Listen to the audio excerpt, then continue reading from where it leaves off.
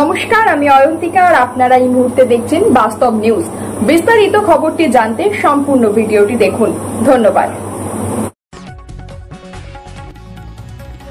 জয়নগরে প্রত্যন্ত গ্রামে জন্ম শহীদ কানাইলাল ভট্টাচার্যের 94তম আত্মাহুতি দিবস পালন। জয়নগর মজিলপুরের এক বীর সন্তান স্বাধীনতা সংগ্রামে অগ্নিযুগের মহান বিপ্লবী শহীদ কানাইলাল ভট্টাচার্যের আত্মাহুতি দিবসে জয়নগরে বিশাল পদযাত্রার আয়োজন করা হলো। উল্লেখ্য, বিপ্লবী কানাইলাল ভট্টাচার্য সহ ভারতবর্ষের স্বাধীনতা সংগ্রামে প্রাণ বিসর্জন দিয়েছেন শত শত মহাপ্রাণ মানুষ, কিন্তু বিপ্লবী আন্দোলনের স্বার্থে নিজের নাম পর্যন্ত গোপন রেখে আত্মাহুতির নজির স্বাধীনতা আন্দোলনের ইতিহাসে বিরল। সেই বিরল নজির সৃষ্টি করেছিলেন জয়নগরের মজিলপুরের ভট্টাচার্য পাড়ার কানাইলাল ভট্টাচার্য। ভারতের স্বাধীনতা সংগ্রামে ঐতিহাসিক রাইটার্সে অলিন্দ যুদ্ধে নিহত হয়েছিলেন বিনয় বসু ও বাদল গুপ্ত, বেঁচে গিয়েছিলেন দীনেশ গুপ্ত, কিন্তু অত্যাচারী ব্রিটিশ শাসকরা তাকে বাঁচতে দেয়নি। বিচারে প্রহসনে ফাঁসি দেওয়া হয়েছিল তাকে 1931-এর 7ই জুলাই।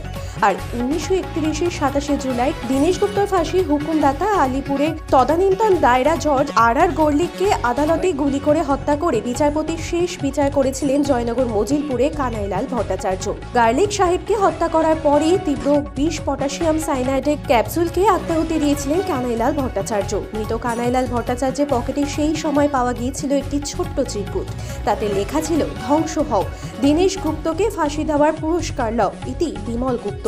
নিজের নাম প্রচারের আলোয় না এনে ভারতবর্ষের স্বাধীনতা সংগ্রাম ত্বরান্বিত করতে আত্মবলিদানের এক বিরল নিদর্শন জয়নগর মজিলপুরে কানাইলাল ভট্টাচার্য। শহীদের স্মৃতি রক্ষার্থে জয়নগরে তার পৈতৃক ভিটার কাছে তার আবক্ষ মূর্তি ও জয়নগর মজিলপুর পৌরসভা প্রাঙ্গণে শহীদের স্মারক ফলক প্রতিষ্ঠিত হয়েছে।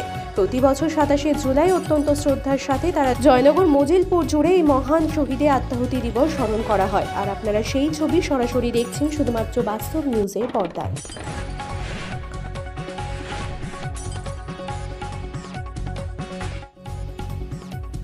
সমস্ত খবর সবার আগে জানতে অবশ্যই বাস্তব নিউজ চ্যানেলটি follow, like, share and comment করতে ভুলবেন না। ধন্যবাদ।